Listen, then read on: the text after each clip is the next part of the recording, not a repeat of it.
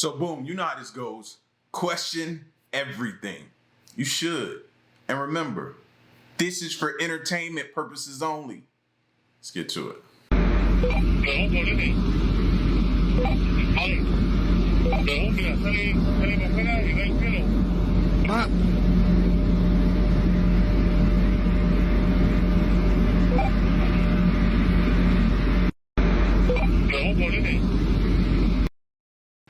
What is that?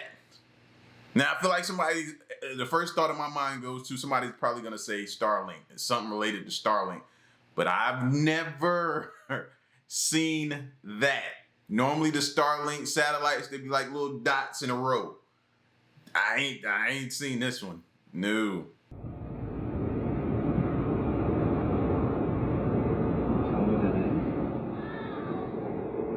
No, it's like a freestanding camera. It's like taking flash pictures. There's an airplane about to go over it.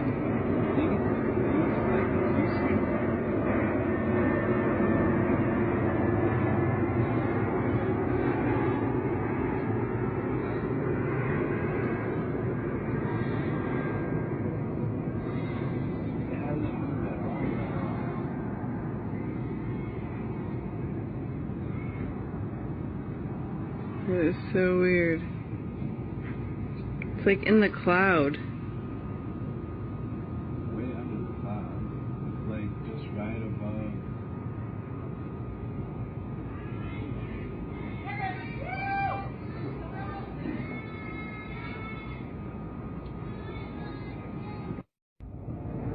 So my first question, if it's taking pictures, then what is it taking a picture of? And why so many? Why is it collecting so many pictures? Number two, I'm like, if it's not taking pictures, then what is it doing in that cloud? What is it doing to that cloud? What's happening up there we can't see? And we're just seeing the lights from whatever's going on or taking place.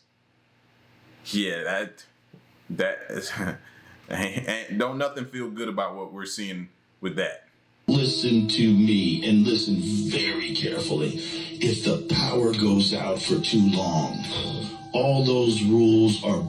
If the power went out in this country, we would be in chaos quickly.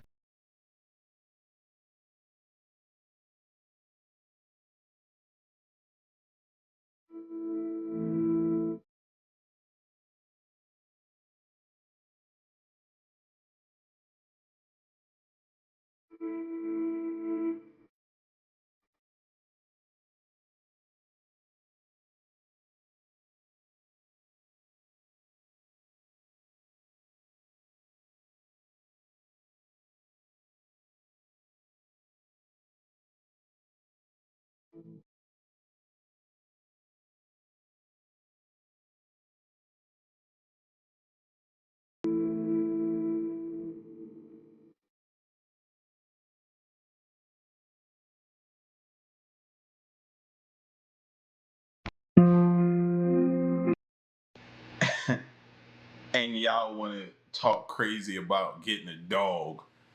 Like a dog that has the ability to be able to provide this level of support to somebody is worth it.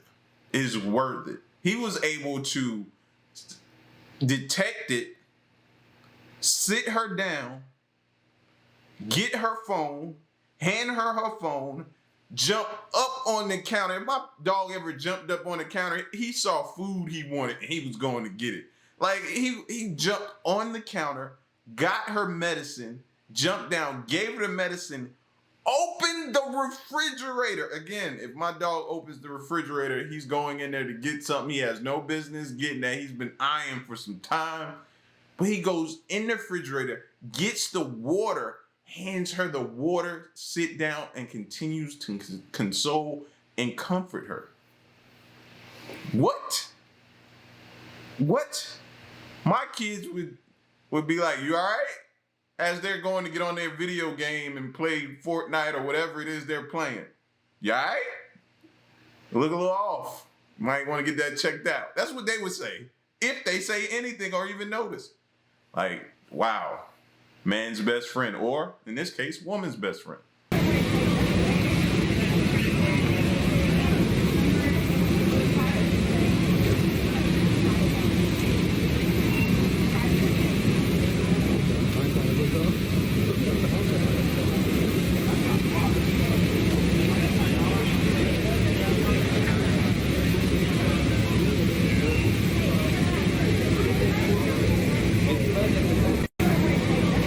Now this looks like the scene out of a horror movie. I'm sorry. When you see something like this is normally the start of something terribly wrong going on.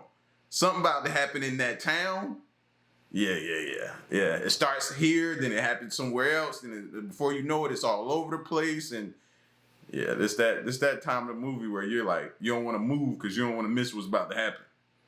The grand jury sent down 9 findings and recommendations to the city of Hanceville, which include a rampant culture of corruption, abolishing the police department, and the death of a Hanceville dispatcher was the direct result of the Hanceville Police Department's negligence. These officers find themselves on the opposite end of the laws they were sworn to uphold.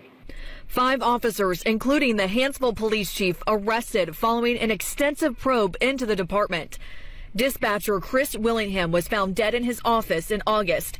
His cause of death was the toxic effects of fentanyl and other drugs. Crocker says Willingham had access to the evidence room. I would just say that nothing was secure about the evidence room, and when Mr. Willingham was discovered, there was evidence in his office. Crocker went into detail on how people had access to evidence. It was through this hole in the wall. He says people would use the broomstick to jiggle the door open. This individual who had the stick is actually sticking his head and upper body into the hole. Crocker says evidence tampered with includes cases in Hanceville Municipal Court and in state court. I am not optimistic about the ability to prosecute cases with tampered evidence. The question remains how many that will be. We're working on that. One is too many. Grand jury found the Hanceville Police Department is acting more like a criminal enterprise than law enforcement and a threat to public safety. The recommendations have been made to the public at large, and then whatever action is taken will be up to the mayor and the council. We went to Hanceville City Hall to ask the mayor what's being done to correct the corruption. The city's lawyer handed us a statement and answered a few questions, including about the future of the police department. That's something that will have to be addressed by the council and the mayor at a meeting. Coleman County Sheriff Matt Gentry says if the police department is disbanded, the sheriff's office would take over. Preparations are underway right now, although no formal request has been made. We will do what is necessary to protect our citizens in Hanceville, because they're not just citizens of Hanceville, they're citizens of Coleman County.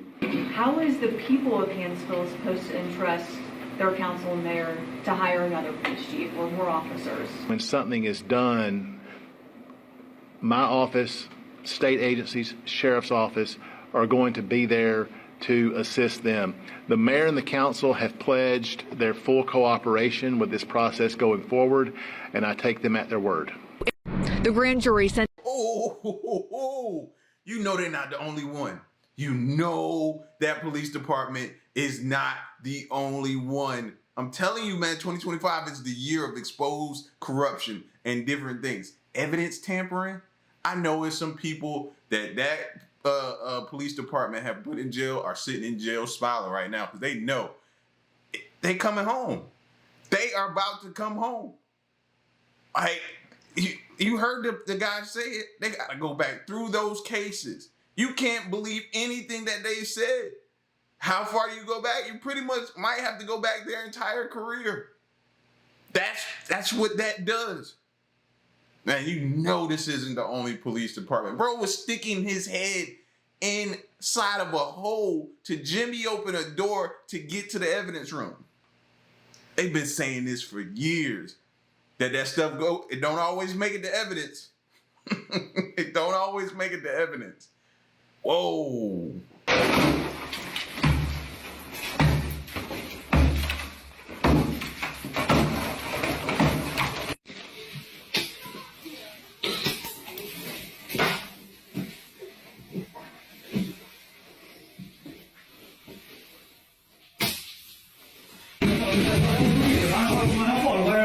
买个对联啊。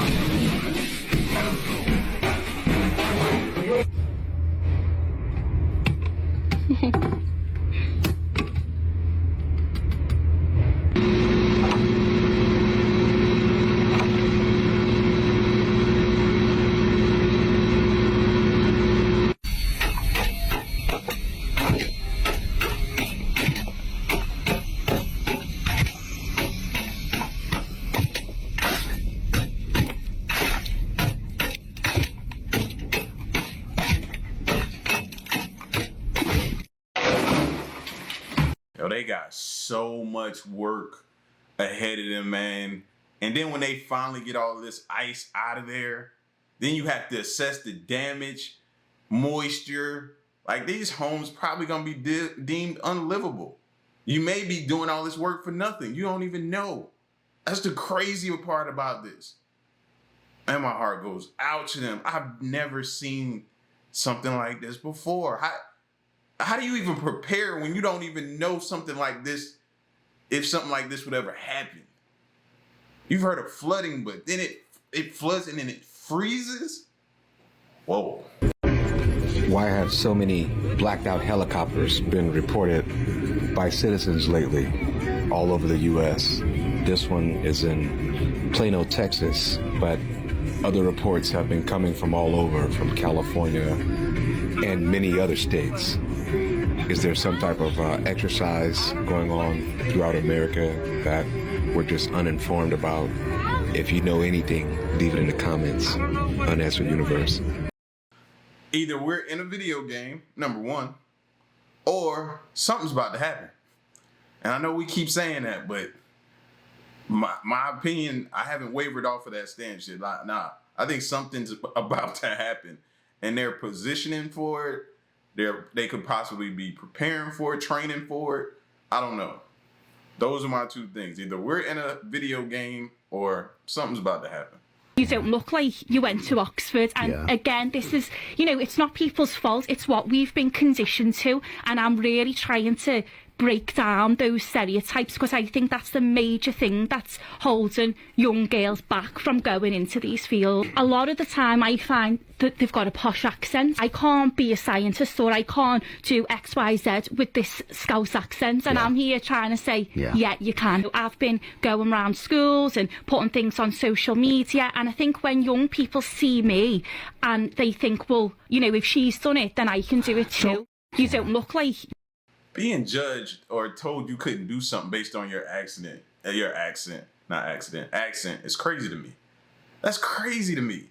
Like, I'm sitting here looking at her and smiling because I love the accent. I love her accent, bro. Why I keep saying accent? Accent. I could sit and listen to her talk all day. Seriously. Like, how does somebody judge you or tell you can't do a task or a skill based upon how you sound, your accent? I'll never understand that. That's crazy and sad that it happens. Some alarming environmental news. A massive new study finds climate change is prompting glaciers to shrink faster than ever. Listen to this. The study published this week in the journal Nature found that 7 trillion tons of ice have been lost since the year 2000. Researchers used field and satellite observation methods to collect the data. They warned the melting rate may be faster than previously expected in the coming years, which in turn could drive sea levels even higher. I think if climate change progresses at the rate that it currently is, over time, the Midwest will become the most sought after and ideal place to live in the country. I mean, we're virtually safe from any really catastrophic natural disasters. And the biggest complaint that people have with living in the Midwest is like the cold and harsh falls and winters. But I mean, even now, maybe it's just a good year we're having, but it's been like this for a few weeks. It's 70 degrees and sunny today on November 4th. And obviously I'm not like super overjoyed about this because I know the reality behind it and it terrifies me.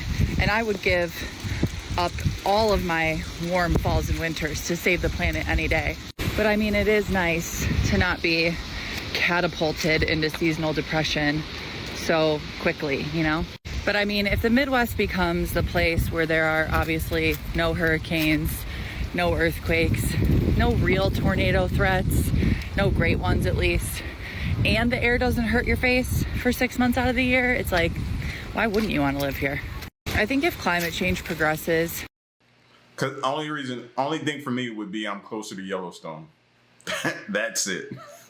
I don't know too much about the Midwest though, so I would have to go out there and see what everybody's talking about. I've heard people say that the Midwest may be like some of the most sought after with everything that's going on with climate control, the ice melting and the water levels rising may force people inland. So the Midwest just seems like it's the right place to go. But it still puts me closer to Yellowstone, so I ain't too happy about it. You gotta be kidding me. $19 for one strawberry. 19 bucks. Or for 7 of them, 98.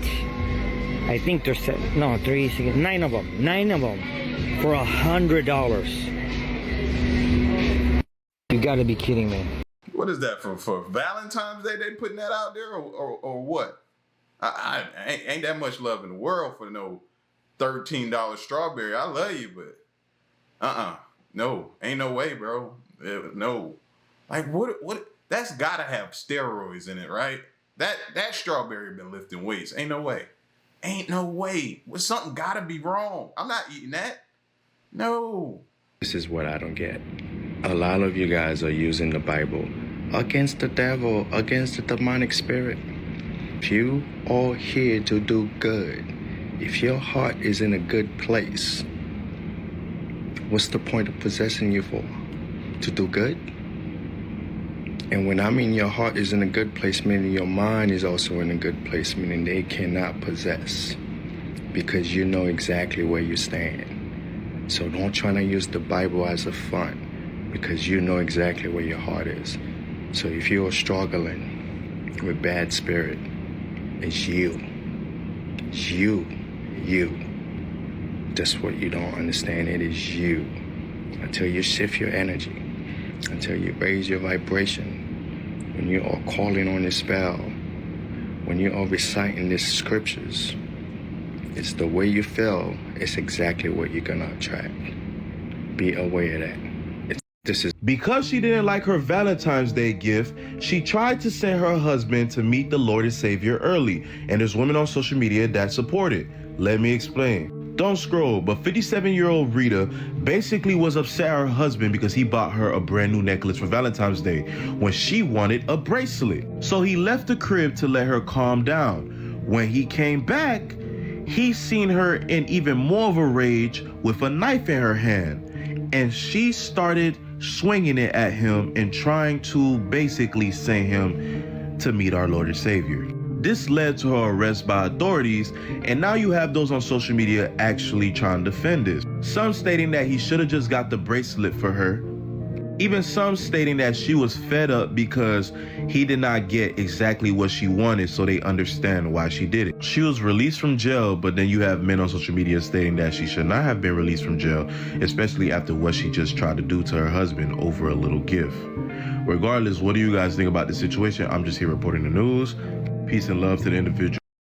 See how they've made us look at materialistic things, these items, all these materials. See what it's come to the point to where if you don't get what you want, you're willing to go this far. You're willing to crash out and take it to the max over a bracelet. Imagine what would have happened if I'd have walked in with that huge strawberry, what she'd have probably did. Like, no, bro, this is crazy. We're not too far gone, but we are far gone to where this material stuff has, like, it holds that much weight in our lives that if we don't get it, we're willing to crash out. Like, you'd be surprised to see what me and my wife do for Valentine's Day, which is, man, we watch movies or like, we don't go out and do all that extravagant stuff. For what? She get all year long. Whenever she feels like, that whole you need a one day. That one day you gotta make it extra special, and then people feel some type of way because they scrolling on social media, seeing all this stuff that people have done for their ladies. You don't know why they're doing that or what happened. He could be in a doghouse and he trying to get back inside, or he could have he might have didn't do any go big for the other Valentine's Day and went big this time. You just don't know. But it's got us so brainwashed that the commercials, the advertisements makes it so you feel you gotta have something. You gotta do something. If you don't, you're in trouble. And that's, we messed up. They messed us up. Caught on camera, a burglar limbers up with a quick stretch before he and 3 accomplices hop out of a car ready for action. Moments later, the group splits into 2, targeting separate businesses in Corona in a coordinated break-in. Ritu Chopra and her husband opened its boba time just 6 months ago. After the thieves smashed through their door, security footage shows the thieves making a beeline straight for the register, taking the cash inside before moving into a back office.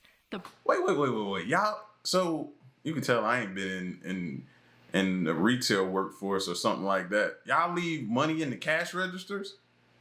Like back in the day when I worked at the dollar store, at the end of the night, we had to pull that drawer out, count it down, put it all on the paperwork, take the money, put it in a bag, put it in the safe, close the safe up. And then you put the little drawer on the side somewhere empty with no money in it. Like, when did they start leaving the money in the drawer? I didn't know that. That's new. The break-in triggering a silent alarm. Just 2 doors down, Crave Coffee and Tea was also being hit. Inside, the burglars ripped the registers from the counter. Despite clear surveillance footage, getting justice may not be easy. The video captured the car's license plate, but police say the vehicle was stolen. Both owners hoping for an arrest before this foursome strikes again. Caught on camera. You may recall the ABC7 story that went viral 16 months ago. A Palo Alto teen hired straight out of high school by Google as a PhD-level software engineer, yet he was rejected by most colleges he applied to, including 5 UC campuses, even with a 4.4 GPA and a 1590 out of 1600 on the SATs. Some of them were certainly expected, Stanford, MIT, it is what it is, right? Yeah. But for some of them, like Cal Poly, some of the state schools, I really thought, I had a good chance. His name, Stanley Jong, and he and his father just filed a lawsuit against the... Yeah, a 1490, and he was struggling to get in colleges. I don't get it. What's the criteria now? Because I'd have never got... What? The University of California and the U.S. Department of Education. The Jongs allege that UC is engaging in racial discrimination in admissions despite the law banning the use of race in the process. Joining us live now to talk about their lawsuit, Nan Jong, Stanley's father, and the co-plaintiff in this new lawsuit. Nan, thanks for being here. I'm going to start here. Why isn't Stanley joining us today? Well, so he is facing a lot of pressure socially and in his social circle and in general macro environments. Generally, there's a lot of hostility towards Asian Americans standing up for their rights in college admission, as witnessed in the SFA versus Harvard case. I got a thick skin. I can deal with it, so I'm here. Okay, I think everyone is pretty familiar with Stanley's story and his credentials, but one person's results don't prove a pattern or practice, right? Many high-achieving, brilliant students are qualified, yet rejected by the UCs. Do you have any specific evidence of racial discrimination beyond that Stanley was competitive on paper and got hired by Google? Yeah, so that's what we're trying to prove in the court, and I think we have a good have a strong case to show there. First of all, in addition to Stanley, there are a lot of other Asian American students who actually contacted us about their college admission stories, how they're rejected by UC despite their outstanding qualifications, similar to Stanley's. So that is evidence number one. Evidence number two, that we have collected evidence that UC is using race in clear violation of the law in faculty hiring. And to the degree they actually it's not only using it, but they're also knowing it's illegal. They're also hiding the evidence of using it. So that's evidence number 2.